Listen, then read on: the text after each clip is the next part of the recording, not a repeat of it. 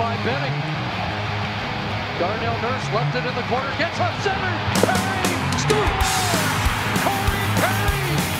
Ilya able to shake away from Solani. It's given away to Solani around in front. Score! Teemu Solani with the steal. Three of the fans want one. Score! Off the floor! On the board! Paul Kariya!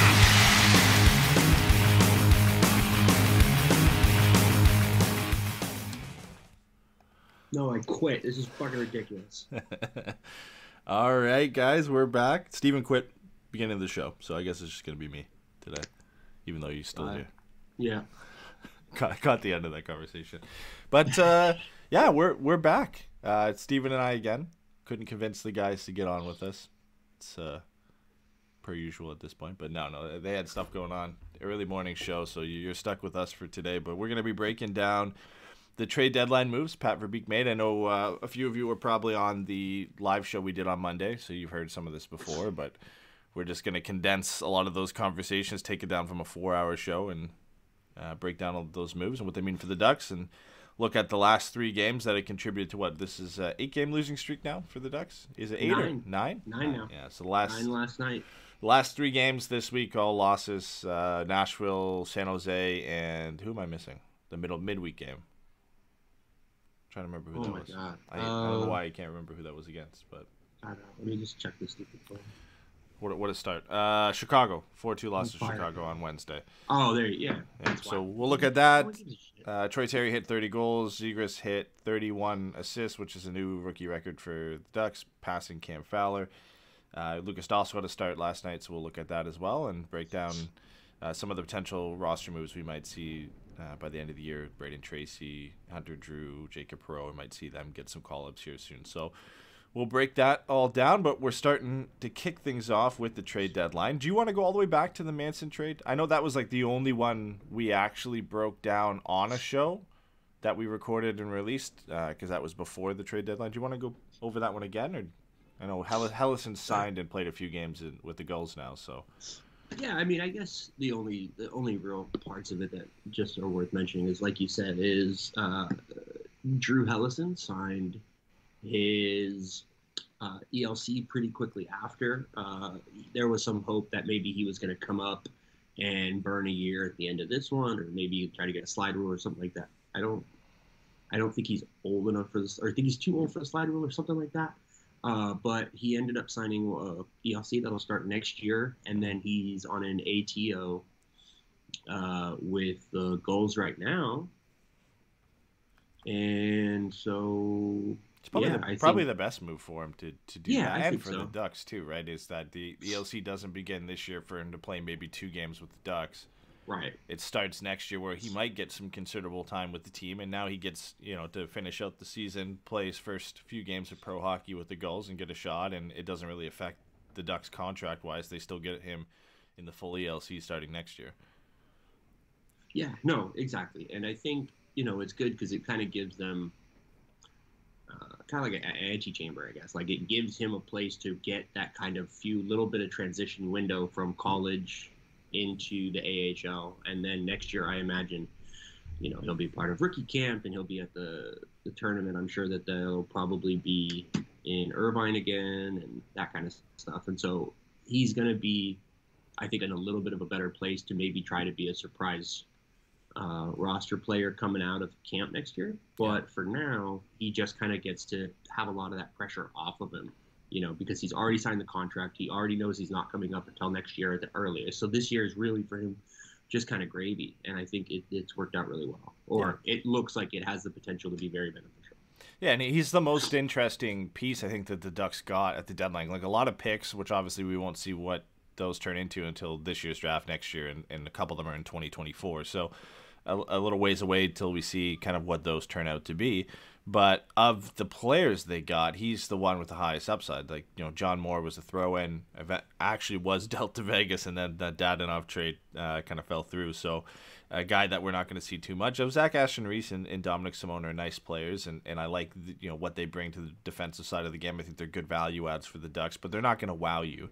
Callie Clang is interesting. I really didn't watch much of him until I looked up some stuff after he got traded to Anaheim. but seems to be doing pretty good in the top league in Sweden, and a good young prospect for the Ducks to add to Lukas Dostal and some of the young goaltenders they have coming up. But Hellason's the one we can really watch right now that's young enough that you can kind of project into this lineup in the future, which make a lot of pressure on that kid for sure. That all of a sudden, we've slotted him in as the top 4 right-handed D of the future to go behind Drysdale because there's nobody else in the system that can really fit that right now. That might change over the next couple drafts here, but he's looked pretty good. Like I've watched a few highlights from the goals games. I haven't been able to catch a full game, but I know he's picked up an assist. He's looked good. The adjustment was always going to be tough going from college to pro hockey. Every player handles it differently, but he's a guy that he's a big enough kid, and he's got a well-refined defensive game that it shouldn't be too hard of an adjustment for him to fit out. So I like this approach to play, probably about 10, 15, 20 games for the Gulls to finish the year, maybe a playoff run if they can get in. And that primes him for camp, like you said, next year. He should have a leg up on a lot of these guys, just and how close to the NHL he is, and have a good shot at making camp or making the team out of camp next year, with not really a lot of competition on the right side of defense in front of him. It's going to be Drysdale, Shattenkirk, and then him, presumably next in the depth chart with Manson gone now. Yeah, no, absolutely. I think, I think that, you look at the team now, right, and the right side of the defense as far as locks are only Jamie and Shattenkirk. Mm-hmm. Beyond that, there's probably 1 or 2 spaces that'll be open depending on what they do with like the 7th D. I'm curious to see what happens with Schuster this summer. Axel Anderson is a player who's had some good run down in San Diego. So there's enough competition that I don't think he can expect to walk into it. But I think if you're looking at it based on, like you said, the kind of the game he plays and his size and his strength being part of like skating, I think he'll be in a position to probably take that job. If he's ready, I don't think there's much in his way to take that job. I think the left side is going to be interesting. I think it'll be very curious to see kind of what happens on the left side, because the other player obviously that came in was Vakanainen, and what he is going to be able to do. He's had some concussion problems and some injury issues, and he's still pretty young. I don't think he's like 22 or something. Yeah. So what he is able to kind of step in and do will be really interesting. At this point, I think you can only really say that there are 3 locks to be on this defense next year. And, your kind of mileage on Benoit and Mahura may vary a little bit. I've been pretty impressed with Benoit. He's had, blips and stuff here, but he's been physical in the corners. He had a really good hit last night. I think he moves the puck well. He makes decent passes. He fought a couple games ago too, didn't he? I think so. No, I think that was Schuster. Might have been, yeah. He got in a fight out of nowhere, even though he's not much of a fighter. But I think, it's going to be really interesting to see kind of how it develops, because I would like to see, I think I've said it before, I would really like to see a Benoit Drysdale pairing. I just want to see what that looks like. Yeah. But as of now, I don't know that there's any reason not to just keep Drysdale and Fowler and kind of let that be your best pair. Yeah, that Drysdale's been used to it this year, playing on the top pair with Hampus Lindholm, and again, Shattenkirk is. They seem to like to put him with a certain type of defenseman where they can allow him to do what he does offensively and not really have to worry about him having a negative impact defensively, which is what we've kind of come to expect from him.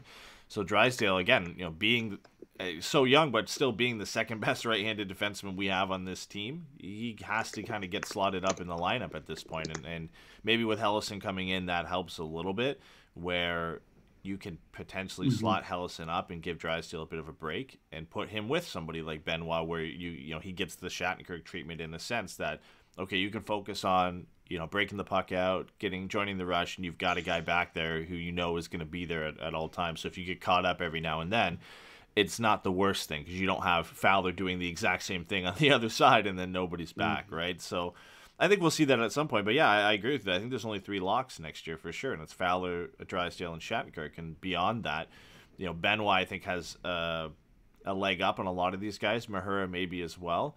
But with Vakanainen, as much as you probably don't want to hear the name, Jacob Larson, Brendan Gooley as well. If they come back, I believe both of them are RFAs at the end of this year. Axel Anderson, like you said, and Hellison now. Henry Thrun might sign his entry-level contract with Harvard season done. I don't know if he'll go back for another year or not. So that's another guy you could put into the mix of either getting at least AHL time, if not impressing in camp and getting a shot. So the list grows every year as a lot of these guys transition. We talked about Zellweger too. I mean, he's going to go to camp. What if he impresses? There's really nothing he has to go back and prove in junior. The just question is he physically ready for the NHL? But he'll get a shot too. So there's a ton of these guys who are all going to be mixing it for only 3 spots, which it's going to be fun competition to see, right? And that's what I think that's kind of what you want, right? Is this internal competition between anywhere from 8 to 10 guys for 3 spots. The guys who impress the most are going to win those spots, and that's how it should be right now, I think. And it's good for the young players like Zellweger and Hellison and even Benoit to some extent. They can't just expect a spot to be there, right? They have to prove that they deserve it, and it opens it up to some of these dark horse guys to come to camp, impress, and earn a roster spot.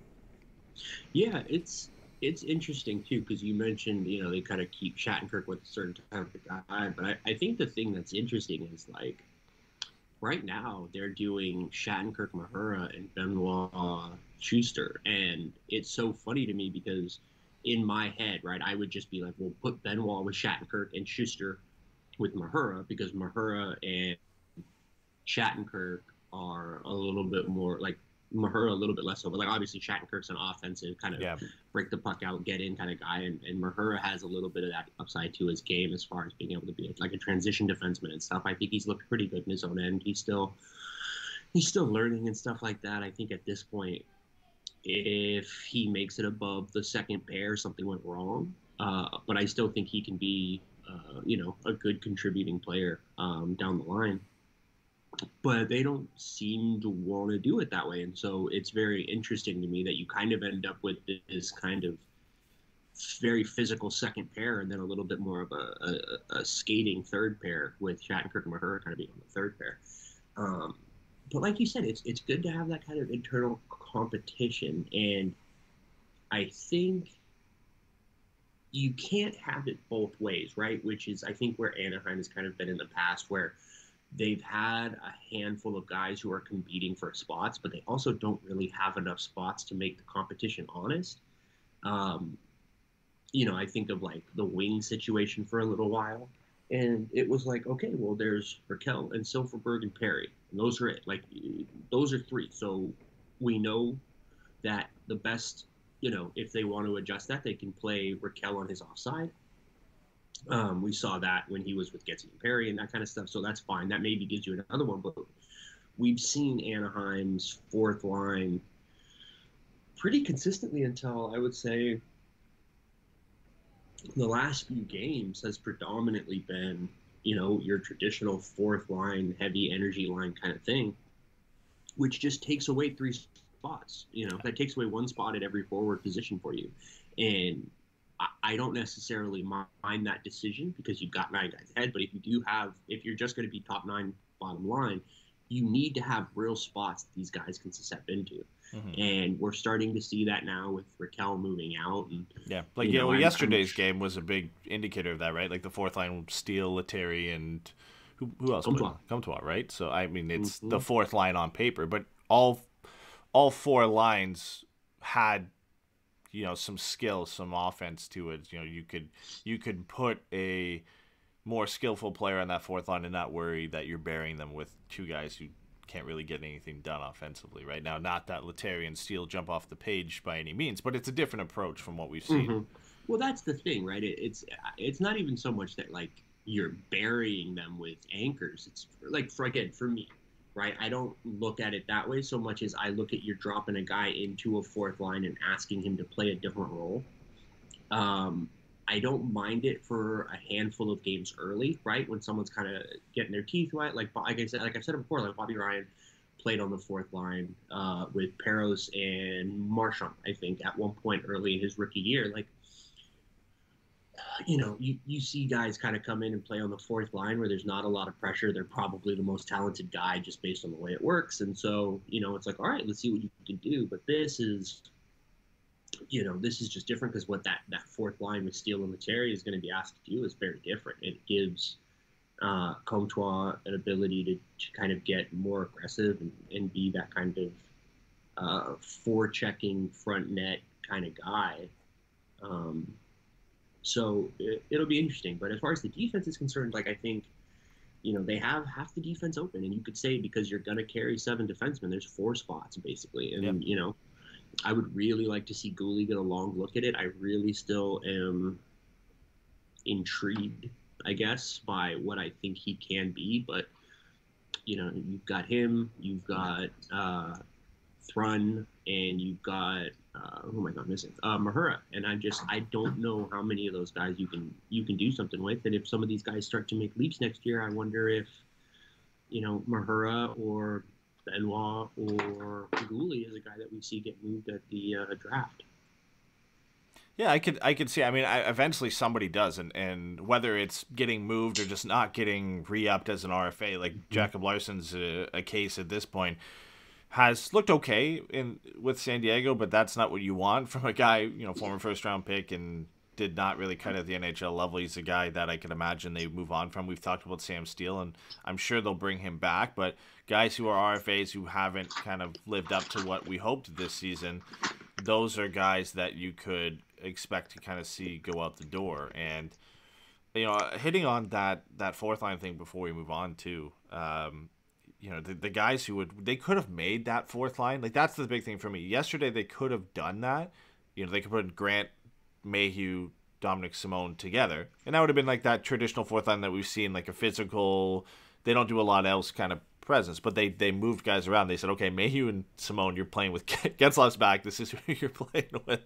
So rough welcoming back for Getzlaf to play with those two guys. And then they stuck Derek Grant with Zegras and Terry, which I'm not a huge fan of. I would have rather Comtois play up there. But I can see why at this point, in a sense, like you brought this up before the show, on why they don't want Maxime Comtois there at this point. And I really did like the Zach Aston-Reese, Isaac Lindstrom, Sam Carrick line. I thought that fit well together. And you're missing still some key guys in Henrique and Silfverberg, so this would change with everybody healthy. You'd probably see both Henrique and Silfverberg with Getzlaf, and there'd be a bit more depth there. But yeah, I mean, it was nice for one game to move away from that. A lot of that, again, is no Nick Deslauriers, so they can't really just shoehorn those guys into the fourth line. They've got to kind of be a bit more flexible and change things up game by game, and especially when you're in a 9-game losing streak at this point too, you've got to kind of switch things up and try and get out of a slump and generate some chemistry somewhere. And Zegras, Terry, and Grant the last game looked pretty good. Grant got 2 goals in that game, so you're not going to break them up at that point. So I understand it. I know a lot of people were upset that Derek Grant is still getting put there when you've got a guy like Maxime Comtois, the way that line played last year with Comtois, Zegras, and Terry. The first thought is just put them together and see what they can do, but there is something to rewarding guys playing well together, especially when you're in a slump and trying to get some chemistry and some familiarity in the line. So I'm fine with it for now. Now, if they start struggling, then we can switch it up and maybe we can see them together, but I don't think you break them up after the game that they had. Yeah, I think for me, the thing about it is, like, at 5-on-5, the Grant thing is fine. As far as being on that line, like, it's not optimal. I get why, like I mentioned, like you said, I mentioned before the show, was like he got walked by Merkley last night, and it's like, it's not that he got beat. It's that when he got beat, he looked like a statue. Like, his feet were just there, wide open, and he just got beat. And, so it's just one of those things that just doesn't look good. And so I think, having Comtois down there, Grant up or whatever, like, it's fine. Like, Grant plays a role. He's going to be physical. I thought last night we kind of saw the benefit of having him around those guys. At the end, towards the end of the game or the later in the game, Zegras and Drysdale got into it behind the net with them, and Grant was in there right away and grabbing guys around the neck and all that kind of stuff. And I think that's fine. Like, as far as the end of this season is going, it's obviously not optimal from a skill point.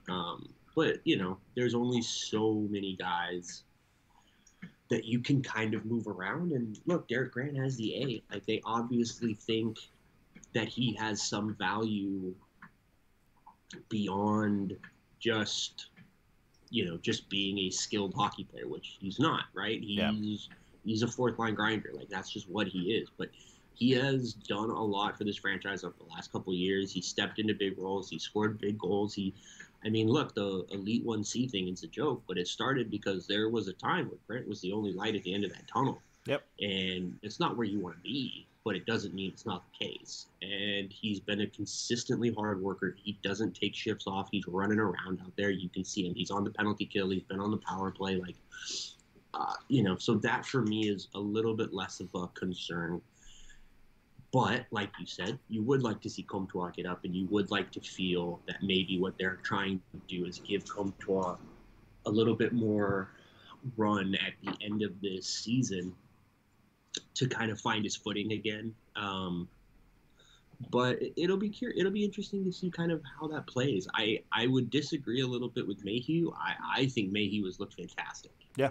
He drew, 4 penalties in his debut? He had that his first game. Yeah. He had a goal last night. Like, I don't think that I have him quite down with Grant and Carrick and guys like that. But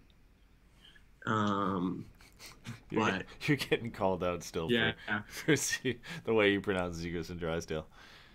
Am I supposed to say Simon Benoit? Yeah, and Dominic Simon. Dominic Simon. But I think there's a lot of things with the end of this season that I hope, to some extent, Dallas Eakins kind of pulls off the restraints a little bit and maybe tries to put some of these guys in some different positions. But at the same time, like, you have to reward work. You have to reward effort and consistency and stuff like that. And some may be like, oh, Grant's consistently bad. And like, yeah, I get it. But like, the effort stuff I think really matters, especially on a young team like this. So, it'll be interesting to kind of see the way that this all breaks towards the end of the season. But there is a lot to be excited about. And I think I mentioned this on the Deadline show. Like, it's very funny to me that the 2 waiver claims that Verbeek has made are pretty emblematic of his kind of roster idea, right? Like, he's even said it. He wants to get bigger on the back end. He wants his players to get bigger and stuff like that. And he brought in, Schuster's a giraffe. He's like 6'6", 6'7", something like that. He's just a big guy, long reach, whatever. Mm-hmm. And then he brought in Mayhew, who I think is like 4.5 feet tall, and he's just a burner. Like, he's just an all-effort, skill, and speed kind of guy. And, there's caps, I guess, on how much of that skill, but that speed is going to allow him to be effective on forecheck. It's going to allow him, like, he was getting time on the first power play unit last night because he can go and just run around behind the net and go get retrievals, and he can beat guys, and he's not, I guess, what you would think of like as this in the pejorative term, but like, he's a gritty dude. Like, he gets it in there. And he really goes for it, and he's not afraid to go into those corners. Like, he got blasted last night into the boards, and I was honestly more annoyed that nobody went after Milosh than I was that there wasn't a penalty call. Yeah. And we can get into that later if you want, because I tweeted out that Wolverine thing. But I just think we're gonna talk about Dez in a minute, so it works out. There's a lot of things to be excited about. There's a lot of things to watch. But if this loss streak runs out to 10, 12 games, I don't think there's much to be surprised about. No, I mean, it was always expected that there would be, like, the Ducks have struggled to score goals all season, and since the All-Star game, the goaltending hasn't been there to kind of help them not have to fish the puck out of the back of the net. So this was already happening and rolling in this direction. And with your two best defensemen, arguably, Lindholm and Manson out the door, one of your top goal scorers this year, Rickard, Rakell leaving, and then bringing in which again, it's expected, they're pending UFAs, but bringing in no like-for-like replacements, the team level drops significantly when you lose those three guys. You lose Lindholm, Manson, Rakell. You bring in, now the only two guys that are in the roster actually make an impact are Dominic Simone and Zach Aston-Reese. So you replace those three with those two. Defensively, you might get better, but offensively, it's going to be a struggle. And just even, again, the defensive setup that you have, you've become immediately weaker losing Lindholm and Manson. Which weird, yeah, exactly. And three tough games this week. Nashville, the way they're rolling right now, that was always going to be a tough game. It's not easy to play Chicago, and San Jose is always a tough game to go in there and try and get a win, especially when you're on the road. The Sharks are struggling this year, but they've sort of got somewhat healthy now. I know Couture, I don't think, played last night, but with Hertl and Meyer, the Hertl situation's solved. He seems like he's happy to be there. They're a tough team to go against, and Reimer, for his credit early on, was really, really good. There was a couple chances. Zegras had two chances. He missed the one early on in the game, and then Reimer robbed him in front with the glove. So and then throughout the game, Reimer was good. So it's tough games, but this is what you kind of expect for the rest of the year, right? Is when Henry gets back, it's going to be a little bit better. We might see some call-ups, Perreault, Tracy at some point, that could break into this team. I think Perreault deserves it the way he's playing. Tracy also the way he's been playing. I think they deserve to get it more than one game this year. Whether that's Mayu coming out or Grant coming out for a game or Vinny Lettieri or something like that. I think we'll see it at some point. So there's some things to look forward to, but it's a tough replacement. Like, it is impossible to get better now after that deadline. It was always going to be a struggle for the rest of the year when you're losing impactful players to your roster like that. Yeah, and somebody said it in the chat earlier that, like, there's no way that the Ducks can kind of lose right now. Like, even when they lose, they just continue to improve the draft position, because this is the first year with the 10 slot limit. So if they're in 11 or 12, they've got like a real outside shot. But the more that they're able to kind of move in, they just increase their opportunity to take that big jump and hopefully, end up in the conversation for Shane Wright.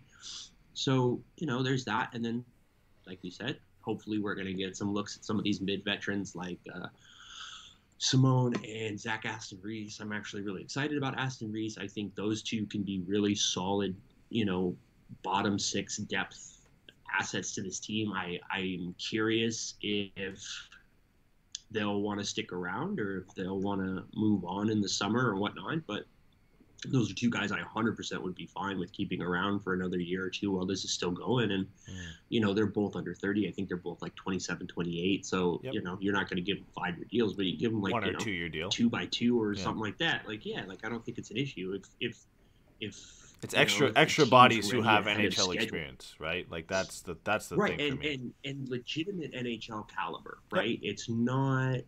It's not borderline guys, right? You're not calling up like Giroud and being like, okay, we think you're ready, but you might not be, but we kind of need you to be. So I think there's a lot to be excited about there. But I think, it's like, like this, say you sign them both to 2-year deals, and in that second year, the team is farther ahead than you kind of expect it to be. I don't know that it's the worst thing in the world to run in with a fourth line of.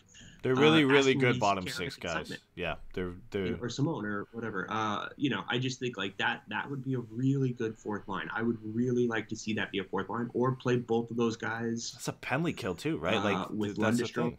Like you could have a penalty them as a fourth line, right? Or a penalty kill unit where one of them is Carrick, Zach Aston-Reese, the other one's Lindstrom and Dominic Simone. I'm fine with that. They've all proven, maybe outside of Lindstrom, but I think he's good enough and he's proven a little bit that he can be a penalty killing forward, that all four of them can have a significant impact defensively on this team and be quality defensive forwards. Yeah, and that that quality starts with keeping Buddy Robinson in the minors. Yeah.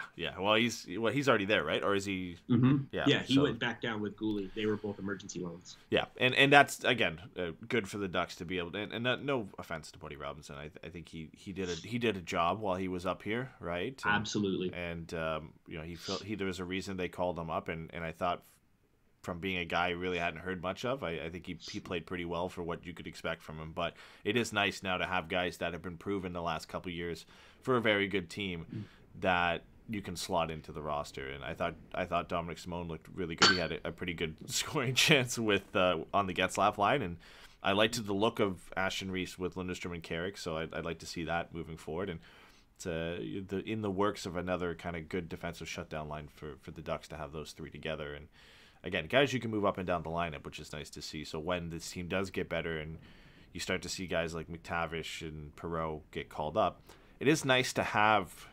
Reese and Simone, if you can lock them down to even a 1 or a 2 year deal, that if things are just not working out for McTavish or just not working out for Perreault, they can go back down to the American League and Ashton Reese or Dominic Simone can slot up in the lineup. And you've got good quality NHL forwards who can fill a slot while you're not hurting those guys' development. You can send them back down to the AHL to get some more seasoning. Now, obviously, we hope that McTavish comes up next year and looks great, but there's always the chance that he needs a bit more time in the AHL, right? So it is nice to kind of have those guys stick around that have shown they can have a positive impact on a lineup, right? So I would hope that we see both of them get re-signed. It'd be nice to have a little bit of versatility, guys who can play on the left or the right, and just have a solid night. They don't have to really, contributing offensively is always going to be not really at the top of the pecking order for them, but they're going to go out there, they're going to work hard, and they're not going to hurt the team defensively. So I think it's always great to have a lot of those guys around. And when there's a reason Pittsburgh liked Zach Ashton Reese so much over the last couple of years. Now, I understand, they had to make things work cap-wise. They needed a scorer. They've got a few guys that can kind of do what Ashton Reese and Simone do now. And it just, the cap just worked out perfectly, that with Rakell 50% retained and Ashton Reese and Simone going back, it was almost identical to what Rakell's cap hit worked out. So right. I felt like they were almost not throw-in pieces, but pitchers like, we have to move these guys out, so they're going. I'm sure they didn't want to because of how impactful they've been for the team defensively, but Malkin can't forever play with nobody. They needed a guy like Rickard, Rakell, and I think for the Ducks it works out. I'd like to see both these guys come back for around a 2x2 or 1x1.5 and get another shot on a full season with Anaheim. Yeah, I think the other thing I like about those two specifically is you can kind of use them like floaties, right? Like if you have a guy like McTavish who's up and maybe he's struggling a little bit, but he still is clearly like, we need to keep him up. He's just working through some stuff. You can put those two guys on his wings and know that he's insulated a little bit, and they don't necessarily have a huge offensive upside, obviously, but I think that they're strong enough that they can kind of help, kind of hold someone up like McTavish or something like that, or if it is a Giroud, right, or Lundstrom or something like that, right? If they're those guys, I just think they provide a lot of, like you said, versatility. They provide a lot of value, and I would really, really like to see them stick around after this year. But, given the way that they're playing on this team, I wouldn't be surprised if more than a few teams, like, it would be insane to me if Toronto didn't at least call Ashton Reese, right? Like, they just need guys like that. And, when you are those kind of guys, like Zach Ashton Reese has spent his entire career on a contender. I don't know that he's going to want to come back and be like, I'll just hang out with these kids while we kind of figure it all out. Like, maybe he will. Maybe he's a surfer and he's going to love the beach. Like, I have no idea. But there's always a chance he goes back to Pittsburgh, right? Like, there's a chance. Yeah. Whether Pittsburgh can bring back Rakell or not, I think that's going to be tough for them to re-sign him long term. Would you keep Rust over Rakell, or would you keep Rakell? I would keep Rust over Rakell, just how he fits into that team. Like, the worry for me with a guy like Rust is, before Pittsburgh, it wasn't much. Is it just the fit? Like, there's some guys, right?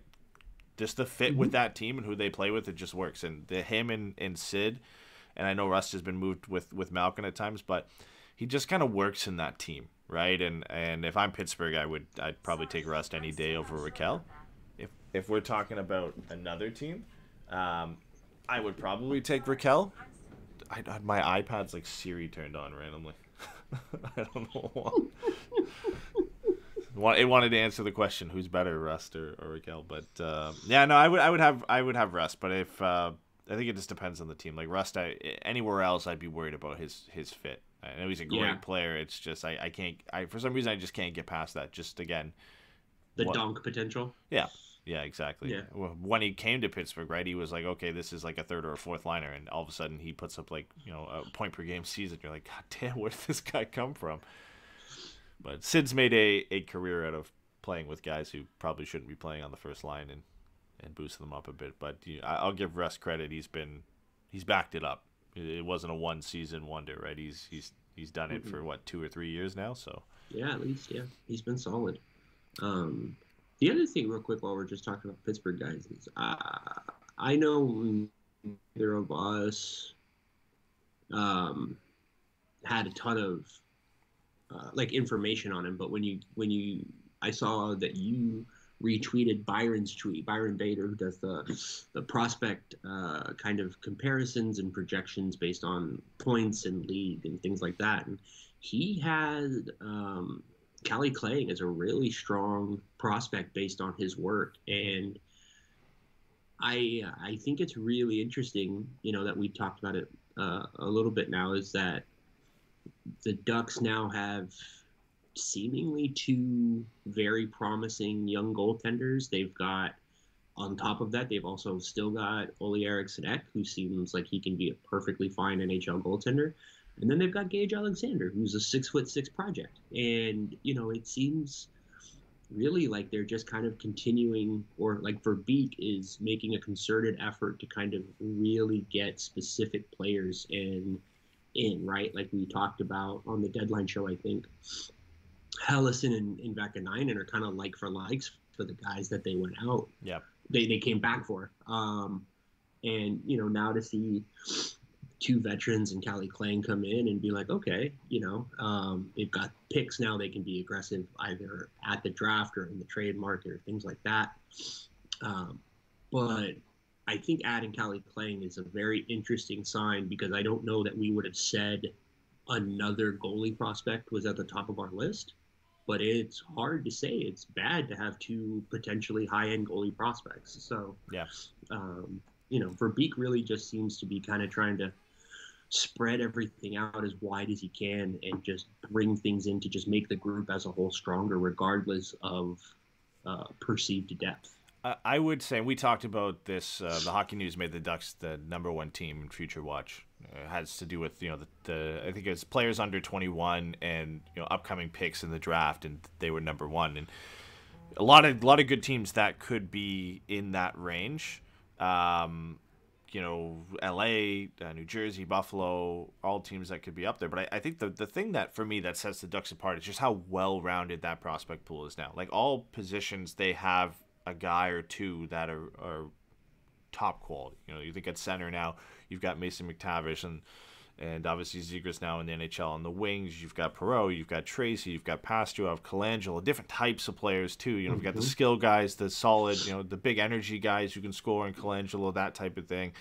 The gritty kind of go to the net and stick on the ice guys like Braden Tracy that have a little bit of individual skill. On defense, you've got just, unbelievable skater and transition defender in Olin Zellweger. Now you bring in Hellison, who's like a Manson kind of 2.0 clone, big physical, rangy, mobile defenseman. And then you've got Lucas Dostal and now Callie Clang in net. You've just got you're creating positions of strength in all areas, right? You're adding to the prospect pool, and you look at some teams, you look at LA and say, okay, what are they going to do in net after Quick? There really isn't anything there. Cal Peterson hasn't proven it. They've got some great forwards. They've got Byfield and Fagemo and other guys up there, and Clark and Grans on defense, but they've kind of missing that one piece. And in New Jersey, it's the same thing. Now they've added Luke Hughes. The defense looks good.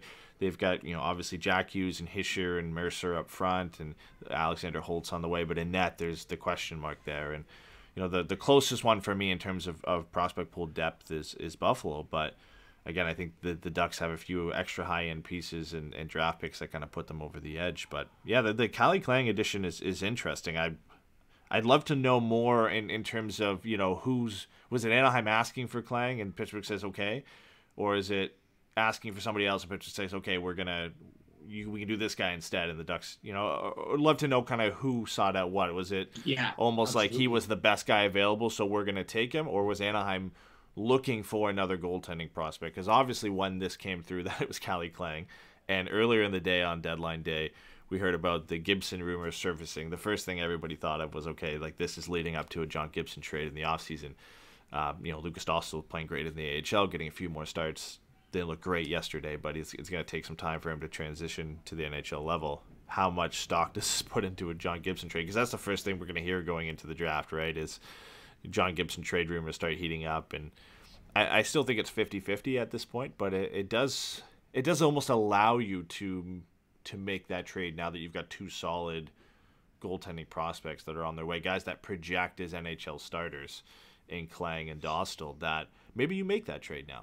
Maybe you get an offer you can't refuse and you feel a bit more comfortable doing so because you've got two guys who project as starters. You've got a project in Gage Alexander. You've got some good other guys that, hit or miss, Ole Eriksson and Roman Durney and those guys, but you got a good, nice mix, and maybe you go out and get another goaltender in this year's draft, and you've got a good pool of shots to take at guys making it, and I think it's something they'll assess. I don't think they're actively shopping him, but it starts to give you the flexibility to get it done, right?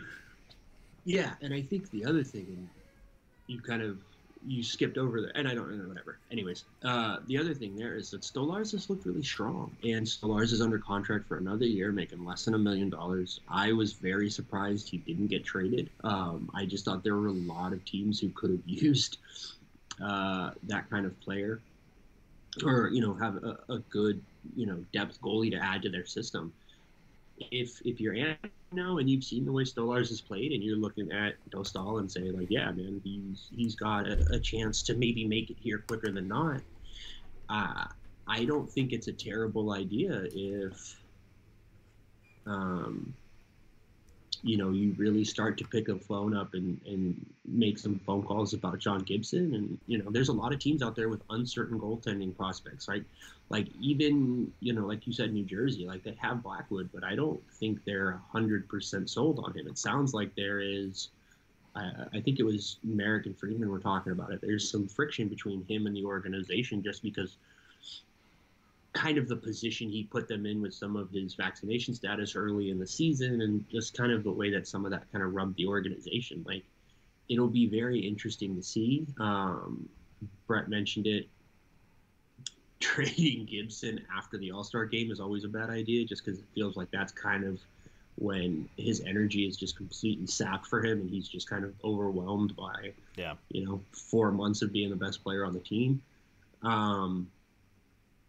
But it's going to be really interesting because we heard it last offseason. Gibby doesn't want to go through a long rebuild. He wants a chance to be a starting goalie for a competing team, and there are a lot of teams that need those guys. Yeah, and a lot that have the assets to get it done too. That's the thing, right? Mm-hmm. So it'll be really interesting to see what happens. I think it feels a little bit more likely today than it did, Monday morning, that there's a legitimate chance John Gibson could be on his way up. Because as much as we talked about it, right, especially with Colorado and Edmonton and some of these other teams that really seem to need goaltending, like, I think it was always a little bit more of like, oh, that would be really interesting. Kind of what could you get back, trying to assess what the value of trading a high-end goalie like that is, or a perceived high-end goalie, or whatever you want to say. He's got term, the cap hit's not overly burdensome, and it's certainly a deal if he steps back into his full form that we've seen him hit. And, it's always an interesting way to just kind of get an idea of where the team at. Like, does this make sense? Who does it make sense for? What could we get in return? What does that say about the timeline? That kind of stuff, just as like a mental exercise. But I think it's a little bit more than a mental exercise now heading into the draft this year. There are teams that are right on the precipice of being able to make a legitimate push for it. And I will be very curious to see which, if any of them, make a push for Gibson. Even if it doesn't go through, I would be very curious to know who calls on Gibson once the season is over and they kind of realized where they're at.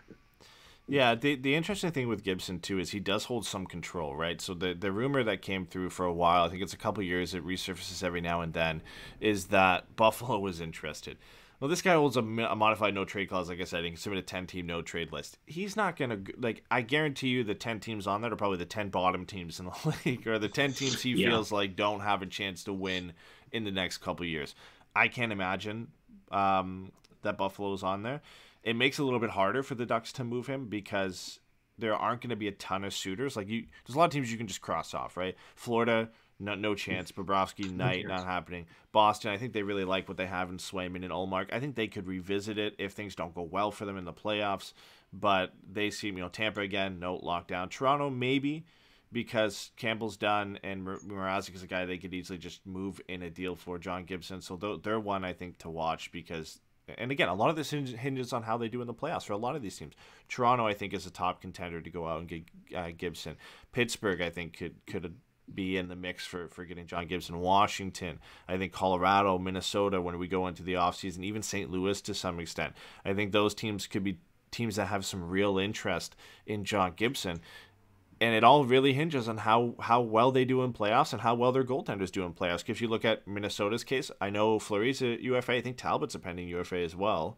I believe so, at least, or he's close to. Talbot's got one more year. Okay, so they have, and Talbot makes a decent amount, and they have got cap issues where maybe for them, like it makes sense. They've got the young prospects to do it. To bring in a goaltender who only makes 6.4, and he makes it for the next little bit because they're going to be up against the cap. And they're going to want to try and win in the next couple of years, and they don't got a lot of flexibility to do so. So they're a team, if things don't go well for them in the playoffs, if Fleury just doesn't cut it and Talbot doesn't prove that he can take over that spot, I think they're a team who could be interested. Colorado, with Kemper being a pending UFA at the end of the season, if he doesn't show up for them in playoffs, I think they could revisit going in for John Gibson. And again, the same for Pittsburgh with Yari, and Toronto with Campbell, and Washington with Samsonov and Vanacek.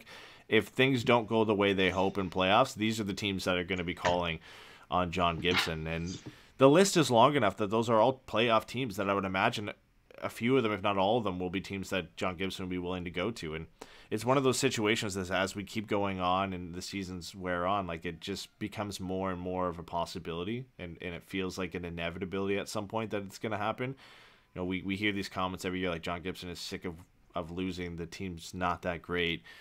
He, for the beginning part of the season, carries the load and they do pretty well, and then he tails off at the end of the year when things just kind of fall apart. And whether it's him asking for a trade or some point, I think we're heading in that direction. And I think having Verbeek here, like we mentioned this on the live stream, a guy who doesn't have any attachment necessarily to these players, that I don't think anybody's safe beyond, the inevitables like Terry and Drysdale and Zegras, right? Like, I don't think anybody on this team can't be traded, right? So, right. And John Gibson's going to have enough interest, and it's something we'll continue to talk about. But once we get closer to the draft, and some teams start calling and their reality of how their playoff run went, I could see it really start picking up. And it's one, I think if it does happen, it likely happens either just before the draft, on draft day, or just after. I don't imagine it would go too much longer after that, especially with the lack of real quality goaltenders in free agency this year.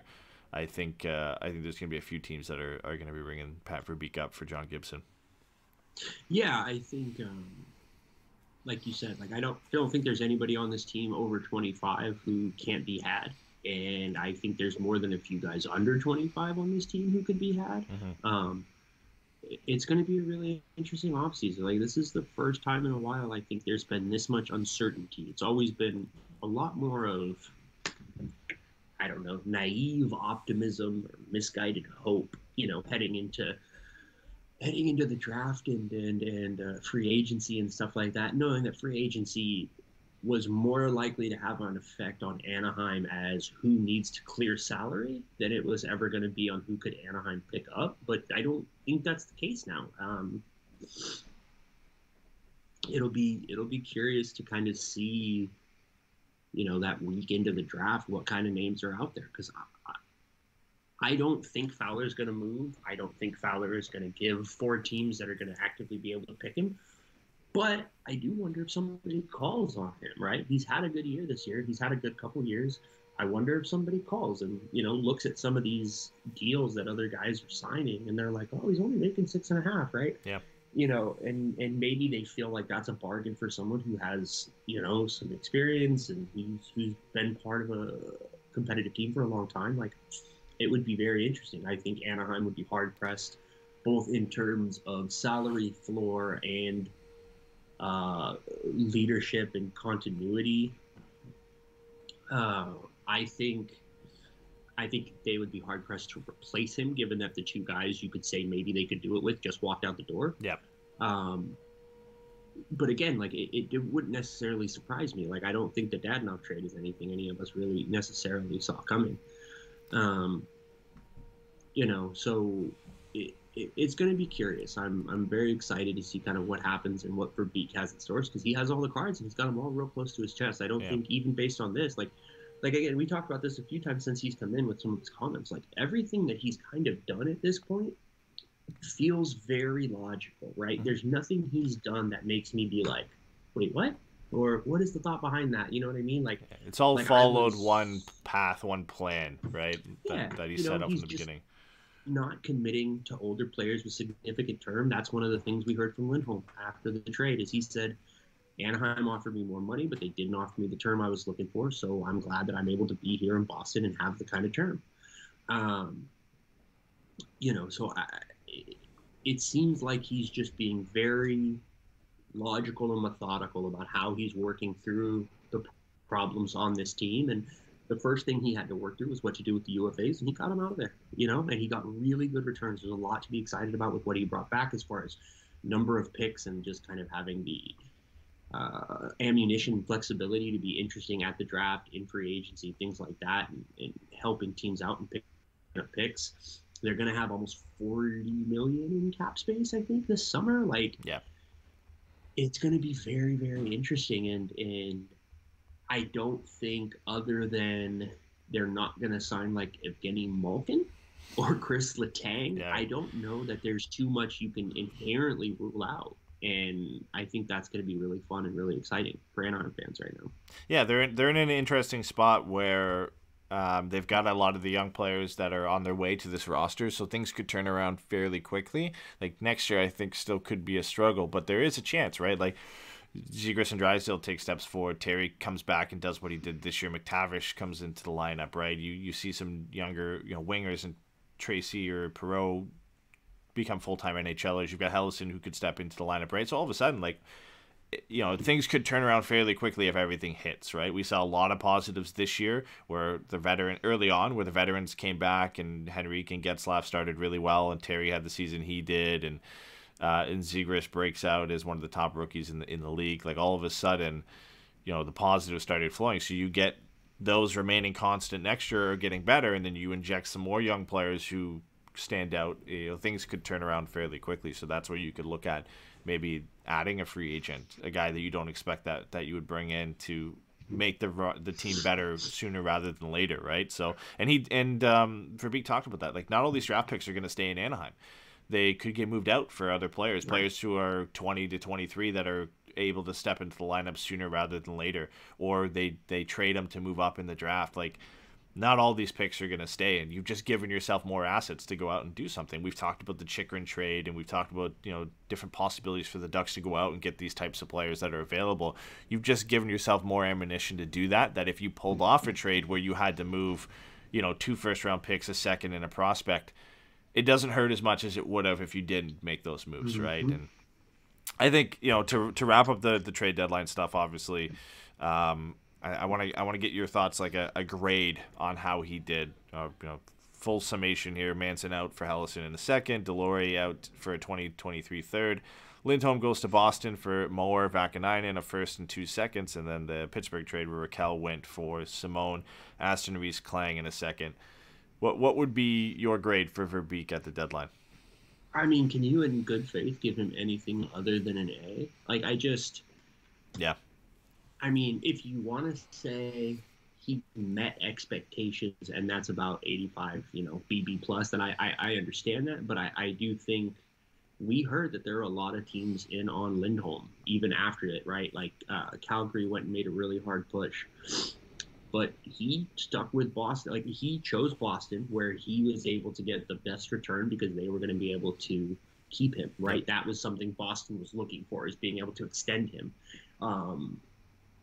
So I think that's a very clear win. The Manson thing is obviously a clear win, bringing in a guy like Helleson, bringing in that second-round pick. The Deslauriers trade, yeah, man, I don't know what more you want from it. The Rakell trade, again, seems like a total success, so I'd have a hard time giving him anything other than an A in good faith. Yeah. What about you? I'm right in there, like A-, I think. My whole thought process, like he didn't lose any trades, and I think I think none of the teams getting the players that they got from Anaheim lost it. Like they all made sense for both teams, which is great to walk away from. Like it's nice to see a GM completely fleece somebody, but we didn't see that, and it's hard to do. I think in the Lindholm case, like again, I really love that trade because it was essentially he got the value of what a sign and trade for Lindholm would be. And he picked Boston because they were probably one of the only teams that were interested in just doing that now and locking him down for 8 years and just putting it in place. And I think if we had seen him go to a team where he was a pure rental, we would have seen less come in and probably would have been disappointed with that return. So it's a smart move in that sense to, again, just go and get as much as you can for this guy. Pick the best offer at the end of the day, right? So I think that was great. I think what they got for Rakell was really good. I think the Manson trade is really underrated to get a second and a good prospect like that is so close to the NHL, getting a third-round pick for Deslauriers. So, yeah, I'm in that A- range. If that Dadonov trade had gone through, I probably would have been A+. That was my favorite trade of the whole deadline. You moved out absolutely nothing to bring in a top six forward who, he makes $5 million for this year and next. That doesn't affect the Ducks. And you would have got another second-round pick, and all you gave up was John Moore, who you just acquired, and Ryan Kessler's contract, which expires at the end of this season. So you essentially just replaced whatever cap space you would have got from Ryan Kessler's contract expiring with a quality top six forward and Evgeny Dadonov. And look what he's done over the last couple games for Vegas. Just only proved why they should keep him, and he should be a part of that roster, right? I know they have cap issues, but he would have been a great player to play with somebody like Trevor Zegras or somebody like Ryan Getzlaf, and it would have been a lot of fun watching him here. So I think if that, and that's not a fault to Pat Verbeek, you know what I mean? Like, It's not his fault that trade didn't go through. But for me, if that had actually happened, like if I'm taking that trade into consideration, it's an A+ for me. Like it's still, for me, I guess I would lean to the A+ because he pulled it off, and it just, the other teams messed it up, right? Like they got to a point where, the information wasn't clearly presented to anybody, that it fell apart. But I can't complain. I'm not walking out of this deadline really disappointed with anything. Like it sucks to lose these guys who've been a part of us watching them for the last 10 years, but it's finally like a relieving moment to be in, to know, okay, like the rebuild's actually happening now. We've heard about it for the last 5-6 years, but like it's been talked about, it's been said, and now something's being done a lot to follow that path, right? Where Bob Murray talked up the rebuild and whatever, and then didn't really make any trades to go into that rebuild, right? Oh no, we're in a rebuild, we've got to retool or whatever. But then the moves weren't made, the actions weren't taken. Verbeek's been here for a couple months and already proven that he's fully committed to that path, which is the best thing coming out of this for me. And he's made all the right comments. He's said all the right things. He's done all the right things so far. So it's an easy A, I think, to come out of this deadline, which is exciting, right? It's tough losing these guys, but when you get a lot like that in return and you know things are moving in the right direction, it makes it a little bit easier. Yeah, and I think the other thing that makes it easier too, and I don't know that this is the case for everybody, but for me it is. I like all three of those guys, man. So to see all four of those guys, I mean, I love Deslauriers. Like to see those guys go to places where they're going to be able to compete and they're going to be able to play meaningful games down the stretch is huge. Like, all Stanley Cup contenders. Yeah, we've been banging the drum all year, but we're so excited about what Minnesota could maybe do, and I'm a little bit bummed that they didn't do a little bit more at the deadline. But I'm excited for first-line power forward Nick Deslauriers to step in and kind of show these kids how to win. But I think Lindholm is going to be perfect in Boston, man. He's already looked amazing this with time next McAvoy. year. Yeah, I mean, honestly, like this time next year, the only 2 or 3 pairs that you could tell me have a legitimate chance to be better than them, like on a nightly basis, is Ekblad Uyghur and Taves Makar. Like, other than that, I don't know that you're going to find 2 high-end defensemen that you can put together and are going to fit together as well as I think McAvoy and Lindholm are going to do. I just think that's going to be a very strong pair for them. And, I'm ecstatic for Lindholm, man. I really do feel like he was underappreciated a little bit towards the end here. He won't be now. He's going to get all the attention playing on a team like Boston. It's so awesome. So I guess the one question I want to ask you, or because I don't know how much more, like, is there anything else you really want to say about the Dadonov thing other than, damn, that would have been sweet? Because there's not much he else just to fills say. a very obvious hole, right? Like you said, he's a legitimate top 6 winger. He's effective at both ends. He's consistently been 20, 25 goals plus. I don't think he's cracked 30 yet, but he's like 25, 28, 26, a couple of seasons like that. And we saw his release in the game where he had the OT winner. Mm-hmm. Like he's gonna be. I mean, look, I think, like you said, right? Like they wanted to move him out because of cap concerns, but there's a reason he hadn't already been traded. Yeah. They know he's good. This isn't them being like, we have to get this guy out of here. It's like, we have to move this amount of money, and we don't really have a lot of options to do it. Yeah. I still don't know what they're going to so do. I don't know how much. They're going to shoot somebody, and it's just going to be weird. Well, they put Smith onto the LTIR. They brought Martinez back. Right now it says they have LTIR used of $10.87 million. So the only thing they have left is to figure out how to get Mark Stone off the LTIR and back into the roster. That's the process right now. But doesn't he make 9.5? Yeah, he makes 9.5. But they could do the Kucherov and just wait till the playoffs and bring him off the LTIR at that point, I believe, right? So that might be absolutely. But they got to make it first. They actually got to get in. So and that's the pickle they're in, and we'll have. I'm sure we'll do like a league-wide talk at some point, and we can talk about the stupid rule they're trying to think that the cap is going to last into the playoffs. Which is fucking stupid. No. But I wanted to ask you, kind of like mentioning Minnesota, who would be the teams that you thought, like, who's the one team you thought had the best deadline, and who did you think had the worst deadline if we exclude Anaheim? And I specifically mean exclude Anaheim's bit, like Anaheim themselves. Like, obviously, like if you think it's Boston or you think it's Colorado, I get that. So. Yeah, it's tough. I think, like, I really do like the moves Colorado made for their roster. I think they fit really well. Like Lehkonen and Manson, I think are really good fits. I like bringing in Nico Sturm, Andrew Cogliano. I really like their deadline. For me, I think the winner is Florida. I think the bringing in Claude Giroux, I know they lucked out in a sense. That was the only place he was willing to go. But for what they ended up giving up, and he's already had such a good impact playing with Barkov, like that's unbelievable addition to a team like that. Ben Sharat, as much as you can call it an overpayment, I think he fits with what they needed, and he's been good in the couple. I think picked up an assist in each of the first couple of games he's played, and been a reliable kind of shot blocking defender for them, and he fits down the depth chart where they're not going to really be hurt from what a lot of people were worried about is of him just not being as great defensively as he was made out to be. They won't feel it as much with him being their third pairing guy, right? And I think when Ekblad comes back, like, they are a team I would not want to face. They are scary. Spencer Knight's come back up and he's gotten hot, so I would give them a slight edge over a team. Like, I think Boston did some great work. Like, Lindholm was he's just such a good fit for what they got him for 8 years. It's great. But yeah, Florida would be my winners, and Boston and Colorado kind of right behind them. Montreal too in the sellers market. Montreal did really good for the getting what they got for Lehkonen and Sharat. What's their Hughes? Kevin Hughes, is it?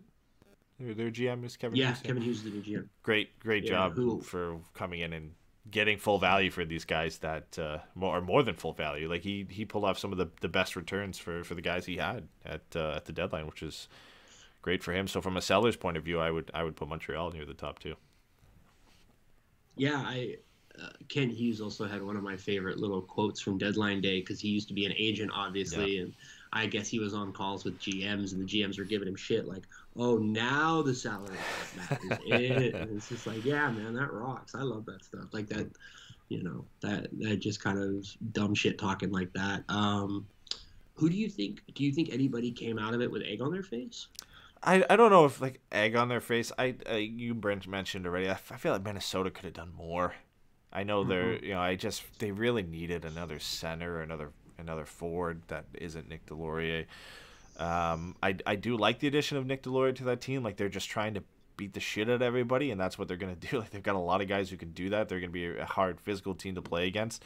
And I know like they're just so restricted with their cap to go out and do anything really significant with. They could look at JT Miller, but what's that going to look like next year when $14 million is being paid out to Parise and Suter, right? Like that. Mm-hmm. That's a tough go. I think besides that, I'm not a huge fan of what the Rangers did. They were in on so many guys, and then at the end of the day, like who did they bring in? Vetrano was one of the guys they brought in. Braun was another guy. Yeah, they brought him in for like a fourth. Braun, let me see where is. But yeah, no, I'm with you. They didn't really do anything super big. Like they don't understand, given they didn't do enough to take them above, Carolina or Boston or Florida or Tampa when all those teams added. Toronto's up there too. Mott. Okay, I like their additions. Again, same with Minnesota. Like they always were hinted to do more, and they just didn't do it. And then a lot of these other teams went out and just did some extra stuff. The Leafs, again, like I have a lot of Leafs fans who live near me, and they're some of my friends that like are happy with the Leafs. I'm not a huge fan of it, to be honest with you. Like, didn't address the goaltender's knees, got absolutely embarrassed by Arizona signing Harry Sateri, putting him on waivers. Then he gets claimed by the Coyotes. Bringing in no real forward help other than Blackwell. I know they don't really need it, but bringing in another top 9 guy would have been helpful. Giordano's great, but I don't know how much he helps that team. I think they needed another defenseman, so I do like the addition, but I think they needed a righty because they've got, I think their top 4 is all lefties. And then, just not getting any help in net was huge. Like, that was brutal. The whole Fleury situation was embarrassing for Kyle Dubas, that information got leaked by Davidson. Ultimately, like, the rumored price that was going to include Hagel was going to be 2 firsts and whatever for Fleury and Hagel. And then Fleury ends up going for a conditional second to Minnesota. Like, you couldn't top that. Like, as a team, like, where you are and the cap situation you're in and this is your window, like, you can't be worried about giving up first-round picks for rentals. Especially when the rental is a significant position of need in Marc-Andre Fleury. Find a way to get Mrazek out the door, either in that deal or another one. Go to Anaheim, go to Arizona, dump the cap, pay a third to get them, off the roster or whatever, and run with Fleury and Campbell. Cost you a conditional second, and the condition on the first round pick was Minnesota making the Western Conference Final and Fleury winning 4 games in the first round. Like, if that happens, then it worked out.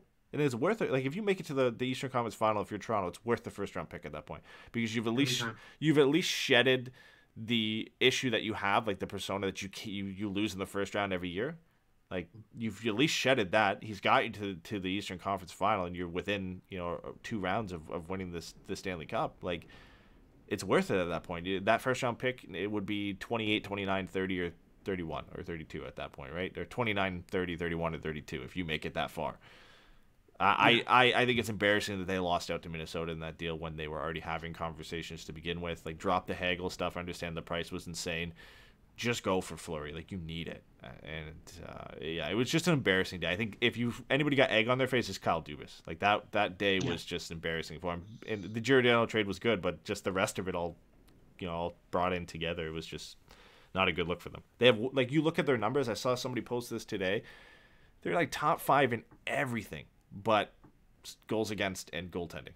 Like they're 25th and 24th, I think, in like save percentage and expected goals against. Like the clear need, and you didn't do anything to help it. You just run into the playoffs again with Jack Campbell and Peter Mrazek and hope not to lose in the first round when you've got to play either Florida, Boston, or Tampa likely, or Carolina.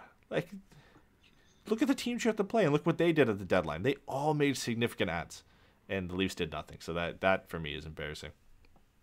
Yeah, I think the team for me that I think, yes, I think Toronto is the very clear winner. I think if you're Kyle Dubas, like you said, you have to not. To me, I look at three teams over the last 20 years, right? And I think if you're the Leafs, these are the teams you have to look at: Tampa Bay, Pittsburgh, and Detroit. Yep. All three of those teams punted on picks and prospects. They did two things to make sure that happened. They had really good guys at the top of the lineup, and they made sure to find guys at the bottom rounds, right? Yeah, they used those picks to fill positional holes. Supposed to be that guy, right? Isn't the whole thing like he's not a traditional analytics guy? He's actually a rink rat, blah, blah, blah. Okay, great. So what you're telling me is you have the practical scouting experience that a lot of teams are looking for, and you have a very strong knowledge or appreciation or familiarity with analytics. I don't know how you can't take those two things and use those to your benefit. The first round pick does not matter to you as much as it's going to matter to someone else. Like you said, the moment you get out of the first round, deep breath. Yep. It's huge. And so for me, I feel like Giordano's fine. Like, I think he's going to be good. I think if their like last pair is like him and Brody, then I think that's actually a very strong third pair. Right. I think, the success him and Brody had in Calgary, like, it makes sense. I get it. Yeah. I don't, like you said, it's a very good pickup. I think he's going to do a good job for them. I don't think they paid particularly much. No. 2 seconds in the third. It is what it is. Yeah, fine. I just, like you said, they did not improve themselves enough to keep pace with everybody else around them, and they were already a little bit behind. Matthews has, turned into one of the best defensive forwards in the league this year. You already have Marner, who has been a very strong defender, plays on the penalty kill, some of that kind of stuff. Like, you've got these really high-end pieces, and you're wasting them. And it's because you can't find consistent help on the blue line, and you can't find a goaltender. You thought it was Campbell. You brought in Mrazek to be a backup after having a good year last year, and turns out Mrazek was good in Carolina, which is where the guy that they let go is playing and is a quote-unquote Vezina contender. So, like, at a certain point, Toronto really needs to, like, look in the mirror as, like, what the fuck are we doing here?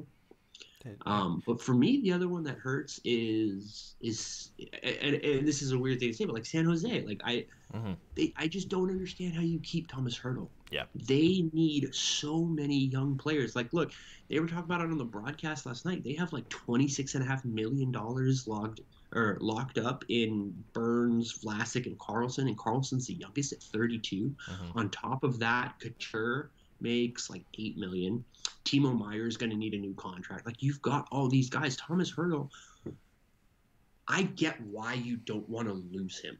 We talked about how good he is all year. We talked about how many different places he steps in and just completely changes the dynamic of what that team can achieve. But in the pipeline, they've got like Eklund, and like that's it. Yep. And William Eklund is going to be really good. I am so excited to see what he becomes. But you can't just have William Eklund. You need some of these guys. You needed to go out and try to get Rossi. You needed to go out, try to get Boldy, try to go get Othman, right? Like, I don't understand how Doug Wilson wasn't more aggressively shopping Hertl to these teams that needed them. Like, again, the two teams that we were talking about specifically is Minnesota and New York, because next year their cap hits spike. This is a singular year in which both of these teams are, one, having very good years as far as a production and competitive standpoint, but two, they don't have another chance like this. These are not teams that are going to be at 72 million in cap hit for very long, and I think it's a legitimate waste of opportunity. Like you said with Toronto, it feels like Toronto had a Murray type of blue line where it's like, I brought in some good young pieces there, or I brought in some good supporting pieces that are going to help us. I didn't overpay too bad for anything, but I also wasn't willing to give up anything to really make a difference. And it's like, okay, but look where the Ducks are right now. Like, I don't disagree with that process at certain points. I don't think you ever want to overreact to anything, but I don't think you can be shy about going all in. And that's the one thing that I will always give credit to for Yzerman and Brisebois, for Rutherford and for Ken Holland. Like, they understood how fickle a competitive window is, and they ran to get through it as fast as they could. So I don't know. I think those are the teams for me that definitely, I think Dubas, like you said, walks out of here with egg on his face. I think Toronto as a whole is still in a reasonably okay place. I just think at this point it's like, Dubas is. Yeah. The whole, this is the Fleury thing for Dubas. Like, listen, the premise that Dubas has been putting out there in that I don't want to trade my first round picks for rentals, I agree with at some level. Like, I understand it. Yeah. Like, there are certain guys, like, as a rental, like, it's just not worth moving the first round pick unless it's significantly going to fill a hole. I think for them, the only one exception to that was Marc-Andre Fleury, and it wasn't going to cost you a first unless you made it to the Eastern Conference Final. That's what it was going to come down to, and you just didn't want to fill that hole. And like you had mentioned, all those teams, Pittsburgh and Detroit and now Tampa Bay, have moved those first-round picks out for guys that make a difference, and it's worked out for them. Got positional holes or organizational holes they needed to fill. Tampa, in their case, they needed some gritty defensive forwards in their bottom six to complement the skill they have in the top. And they did that, and they went out and paid a first for Goodrow. They paid a first for Coleman. Like, they paid 2 firsts for Hagel to play him on the penalty kill. He scored a short-handed goal a couple of games ago, and just be a nice depth option. They can move up if somebody gets hurt, and he's a 20-goal scorer this year, whatever. Like, it makes sense for them to go do those moves. You remember some of the moves that Pittsburgh did, where they moved first-round picks to fill positional holes on defense, or another top 6 winger or a backup goaltender or whatever. Like, that's when it makes sense to move those first-round picks. Would it have made sense for Toronto to move a first-round pick for Giroud? Probably not. They don't really need him per se with the skill they have. I would say, go out and get a top 9 guy that is a little bit better than what you have now, and that's fine. But when it came down to it, like, goaltending was the area. If you can get a guy like Fleury, that's where, if you're Toronto, you pay the first. And you didn't even have to outright pay it, that's the crazy thing for me. With San Jose, I agree. Like, I think with Hertl, with Giroud limiting himself to Florida, San Jose would have had everybody by the balls. Like, you want a number 1 center. Giroud chose his market, and it was one team. You want him? This is the only guy out there. This is the only guy out there you can go get. Beyond Giroud, who was the top forward moved? Rakell? Like, who else was a significant forward moved at deadline day? I think it was Giroud and Rakell as rental forwards. I'm trying to think if I missed anybody. I think can have an outsized impact because he's had such strong underlying numbers, and he's going to walk into a team that is just better. Like, he's just, going from Montreal to Colorado, I think. But, I think you're probably looking at those 3, and I don't know that that's really all that exciting because Lehkonen and Rakell both are good and impactful, but they are not fundamental difference makers. Yeah. And if we're in talking the way that, like, adding Giroud is. Yeah, and if we're talking centers, too, with Giroud basically taking himself off the market, there's only one top 6 center available, and it would have been Hertl. Maybe, again, they're privy to the offers just weren't where they wanted when they were asking for it, and they just wanted to re-sign him at that point because they didn't think they were going to get what they wanted, and they didn't want to go through the deadline with him not signed. But, man, like, I could just only imagine, like, you could have held teams hostage for Hertl, whether it's New York or whether it's Minnesota, who both have really deep prospect pools and can get you a Kravtsov or a Schneider or a Lundqvist, or in Minnesota's case, a Rossi or something like that. Like, that's what they should be doing. And they're almost, in the same boat where the Ducks were a couple of years ago and not moving guys like Henrique and Silfverberg in a sense because they wanted to try and extend a little bit of a run that just didn't exist. And it feels like the Sharks are trying to maybe take one more shot at it with this team that they have while they have Burns and Karlsson and Vlasic, and I fully expect they think they can make the playoffs next year, and have a chance at going for it with the roster they have, adding Eklund to that team. With the Pacific Division being weak, like maybe they make the playoffs, but you're now locked into Hurdle for he signed an 8-year, right? An 8-year deal? 8-year over $8 million, yeah. Until 36, he's going to make that deal. So you're going to get 8 years from now, you could potentially be in the same spot you are with Burns and Karlsson right now with Hurdle. So yeah, that's exactly where they're going to be. So I don't know, man. Fine by me. The Sharks can handcuff themselves all they want. I wanted better for Hurdle. Yeah. But yeah, no, if they're going to walk themselves to the edge, I'm not going to stop them. Yeah. All right. So that's it for the trade deadline stuff. I know we're running at an hour and a half, but we did want to quickly chat about Terry hitting 30, and Zegras getting 31 assists and becoming the all-time, or not the all-time, the rookie most assists. He's the rookie assist record. Yeah. Yeah, in Anaheim. So they both did that, or no, it was Chicago for Zegras and Nashville for Terry. So Terry hit 30 in the game against Nashville. He's got 30 goals, 53 points in 60 games. Just an unbelievable breakout year from him. And then Zegras with the assist against Chicago gave him 31, 16 goals, 31 assists, 47 points in 59 games played. By far, best two forwards on the team this year. Great to see them kind of do that in a week where we're mired in at the time of doing it, 7 and 8 game losing streaks, now a 9 game losing streak. But it's again a little glimpse at the future, right? For Zegras just having an unbelievable year at 21, first real full season in the league. He is likely going to finish with 20 goals and 55, 60 points, which is unbelievable. And then Terry asserting himself as a 30 goal. I think that's even more important than, obviously we knew this was coming from Zegras, but like this turnaround from 7 goals and 20 points in 48 games last year to 30 goals and 53 points in 60 games for Terry this year. Like that's, I don't think I've ever seen a jump like that, to be honest with you. For a guy who's played that many games in the NHL, 100 plus games in the NHL before, 3 seasons, and then to make a jump from 7 to 30 and potentially 40 by the end of the year, maybe, if he gets hot. Yeah, I mean, I think the two that you can look at is Marchand and Chichu, maybe, as far as guys taking those kind of huge jumps. But, I don't even know how you compare anybody to Marchand. And then Chichu, that was just a weird thing. I don't even know what completely happened with that. He had 2 or 3 really, really great years, and then it just fell completely off for him. Excuse me, I got the hiccups. So, I think you're 100% right. Seeing what Zegras has been able to do has been huge. Seeing his playmaking ability, actually be there. You're right. You just hear about these guys and you hear about their skill sets and their styles, and when you actually see it in action, it changes the reality of it. And to have Terry pop for 30 goals this year, I think that's the biggest development of this year by a long shot. Other than Verbeek, the biggest reason to be excited for next year is that it looks like Terry's a superstar. At least he looks like he's gonna be an all-star as far as in those conversations on a regular basis.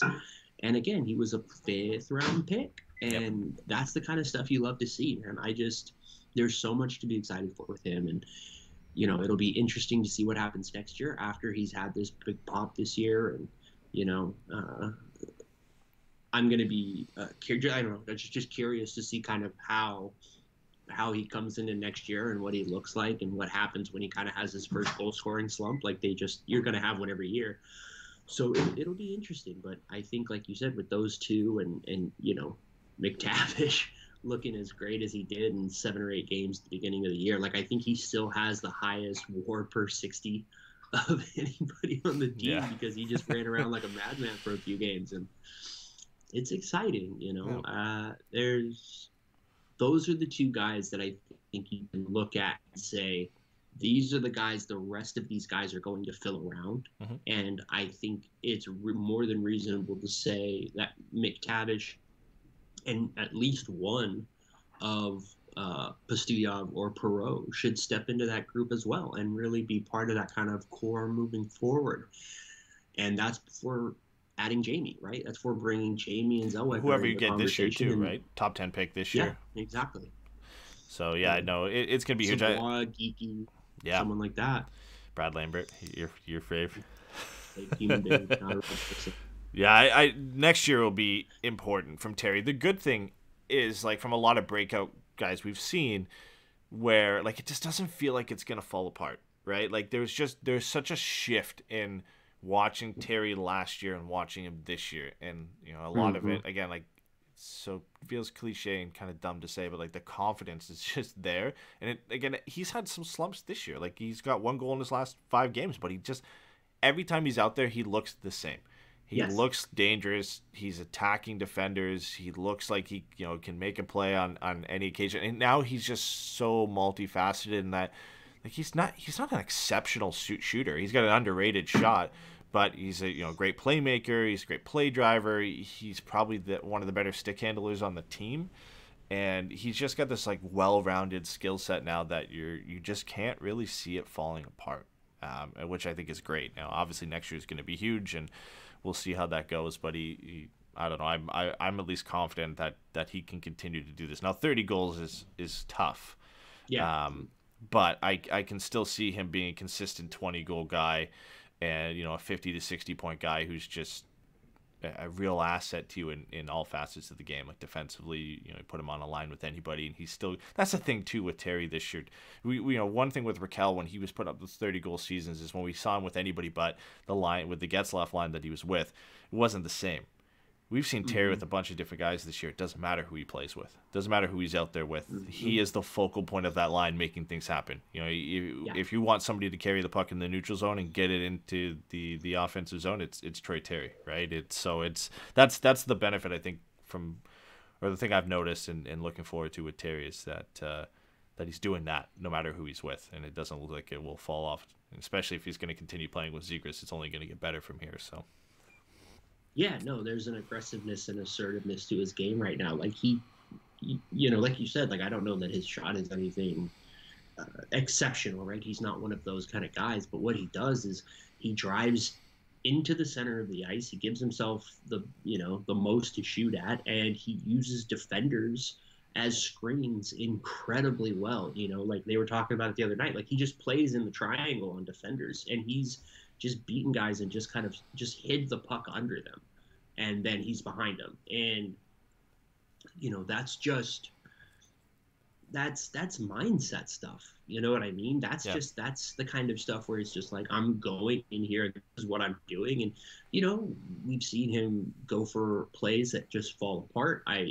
We've all seen, I'm sure, plays where you're like, oh, wish you would have passed it, or oh, wish you would have just shot it, or whatever. But the fact of the matter is he's going in aggressive, and he is making a point to make a play, whether it is trying to set somebody else up, whether it is ripping that little toe drag shot that he's got. Like, he is absolutely just asserting himself on the ice at both ends, and it's an incredibly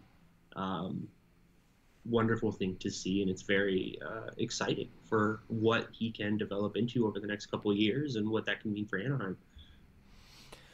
I'm excited, to say the least. It'll be nice next year to see same with these guys back, then obviously adding McTavish and a few others. It's lot to look forward to for the end of this year too, with maybe Perreault and Tracy getting called up, and the Calder race with Zegras, and Lucas also getting a few more games. So despite the 9-game losing streak, there's still reasons to tune in, still reasons to watch the games, get excited, and it's like you had mentioned. Somebody mentioned this in the chat earlier today. Like, as much as it's tough to hear, I know for a lot of people, it's still a win-win. You win games, great, they won. And we want to see them win. We go into every game wanting them to win. If they lose, all it means you have better odds at getting, into the lottery for a number 1 pick. So, take that with a grain of salt for the rest of this year. That we want to watch them win. It's great when you see them win. If they lose, there's at least a light at the end of the tunnel. That the losing that game doesn't mean we're not chasing a playoff spot where every game you lose is a nightmare, right? There's at least something to gain potentially from losing these games. And Ducks have moved into the 10th best odds for the first overall pick, which means they can make that jump now from 10 to 1 potentially in the lottery. So let's get excited. We'll be back in a week from now with another show breaking down the upcoming week. A couple games against the Stars, which are going to be tough games. So we'll break down those games. We're going to do our prospect update show soon with the college seasons ending and the junior hockey seasons in Canada coming to a close soon. We'll be looking at Zellweger and McTavish, Thrun, Colangelo, all those guys, and giving an update on how their seasons went. So once we get a bit closer to the end of the junior hockey season, we'll put together that show and put it out.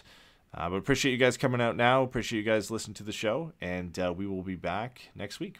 Take care, guys. Bye, everybody.